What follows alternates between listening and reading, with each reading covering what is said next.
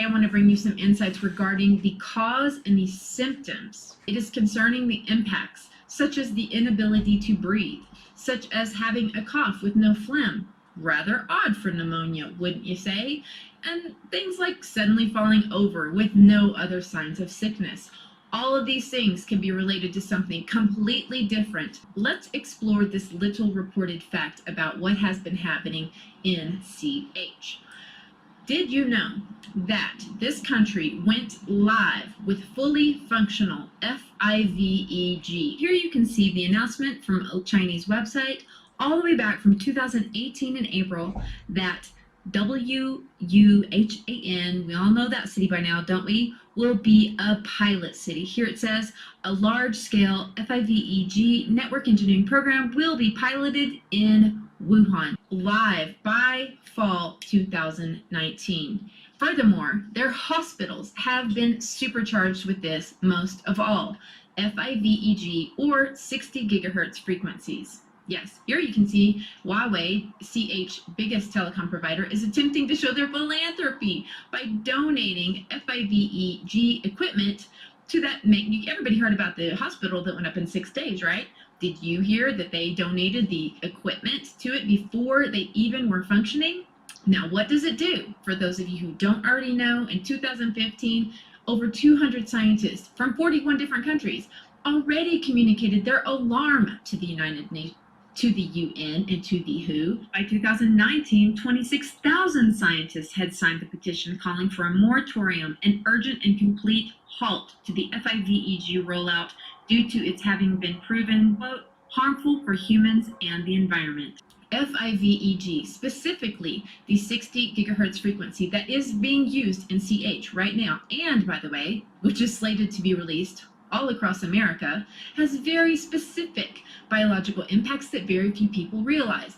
And some I've been able to piece together and will be presenting to you here in this video. How these impacts from this radiation can perfectly mimic the pandemic that everyone is up in arms about. While you will see truly viral, non-stop news feeds pushing out the fear, the virus coverage. And while it could be true, like I posted in my last video of leaked footage, that CH is underreporting these numbers, what they are not telling you, and they will not tell you, are legitimate reports on the road of exactly what symptoms these people are experiencing, because then you too can start to put it together. But also, you're not going to see any correlation of the timing of this outbreak to the release of the 60 gigahertz frequency. My point is, we are being educated on the forms of science that they want us to consider valid, while keeping our education limited on those forms of science that may expose what they're trying to accomplish. The impacts of 60 gigahertz are not widely published information, but here's what I can tell you. And it's in part, ironically, from the promotional material of the big telecom companies themselves. Here it says, 60 gigahertz has a very distinct impact on none other than oxygen itself. Yes, here are the articles released by companies who are touting the benefits of 60 gigahertz. They openly admit that 60 gigahertz is absorbable by oxygen. Possibly, when you mess with the absorption of oxygen in the human body, let me give you one guess which organ is going to suffer first. The way that the 60 gigahertz impacts oxygen is this. Oxygen, the atom, is O. Oxygen, the molecule, is O2. Two atoms together. Now, these two atoms creating the oxygen molecule are sharing some electrons. 60 gigahertz causes the electrons surrounding oxygen molecules to spin. 60 gigahertz, even at lower powers, is causing the electrons on oxygen molecules to spin. And as you might imagine, changes to the spin frequencies on oxygen electrons when you breathe in.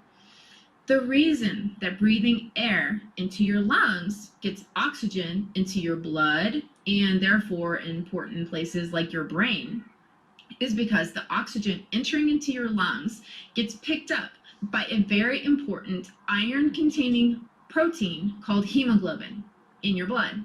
But the unfortunate impact of oxygen molecules spinning the electrons is that it makes the hemoglobin unable to uptake the oxygen and get it to the rest of your body. What they are calling the CV is acute respiratory disease. And while you can't believe 100% anything coming out of China, it seems to me there were enough leaks of people suddenly falling over in the streets that the CH government doesn't want people talking about or sharing, with no other apparent illness. Guys, listen, CV is not new, okay? It's a cold, it's a flu. That's why it says on the side of hand sanitizers like Purell and the side of a can of Lysol that it kills it. It's common enough to be listed on the most common disinfectants. But now the CH government is admitting that people can have virtually no symptoms and suddenly fall over. If your lungs are not able to put oxygen in your blood, how long would it take you to fall over? Not long, okay? Not long. What about those quarantine cruise ships? They weren't even in the city of WHAN. That's very true. And I have some very relevant news for you on that topic. These ships that were quarantined just so happened to be from the Diamond Princess line of cruise ships. So let's check out this PR release from Princess Cruises. Continuing Princess Cruises' comeback new promise, a commitment focused on investing more than $450 million across the global fleet. Now here they go into some of these very expensive upgrades that they have added. Well, one of the upgrades that they go into great detail explaining on their website with high-end marketing videos showing exactly how it works is their network connectivity. Here's from their press release. Carnival Corporation and Regal Princess announces they will, quote, establish a new industry apex in connectivity capabilities.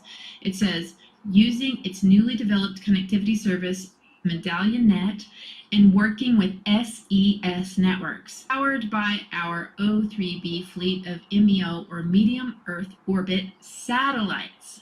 Yes, they are admitting to working with SES, and although they're calling it Wi-Fi, that is a misnomer considering that the company seems to be using millimeter waves. Are these passengers getting sick from a VIRUS? That, by the way, they are admitting that the people on the ship haven't been tested for, or are they getting sick from millimeter wave frequencies being beamed at them even while they sit trapped in quarantine? So what about all those other cities? Other cities that people have left CH4 and still got their CV virus that I found that supposedly have this, this has happened to so far.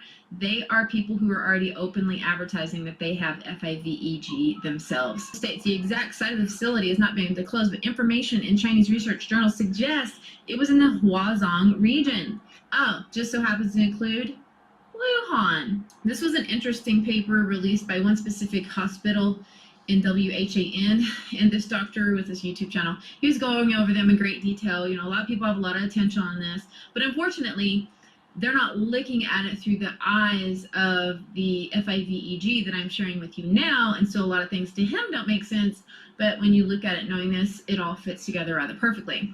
Of the people admitted and studied in this particular hospital, they got real specific about the symptoms, and so they broke it down from outpatient to those admitted in ICU. And of the people admitted into intensive care, it says this: over 60% of people had acute respiratory distress, respiratory failure. Symptoms included shortness of breath, rapid breathing, and bluish skin tone. Can that happen with lack of oxygen? Yeah. Pneumonia also causes respiratory distress and an inability to get proper oxygen. That's true. However, don't we all know by now that pneumonia causes your lungs to do one basic thing? Fill with fluid, fill with phlegm. Now, much of what I'm finding regarding this CV is pointing to people who don't actually have fluid in their lungs at all, but they have dry coughs with no phlegm. How often do people with pneumonia have seizures? But we have seen tons of leaked footage of people with exactly that. Of course, people talk about fevers in the media, but they also say they can have all these problems without the fever. I mean, how many times have you had flu without the fever? But along with this theory I'm sharing, wouldn't it make sense, given the possibility of a frequency WEAPON? How do we know if a mild fever can't also be a result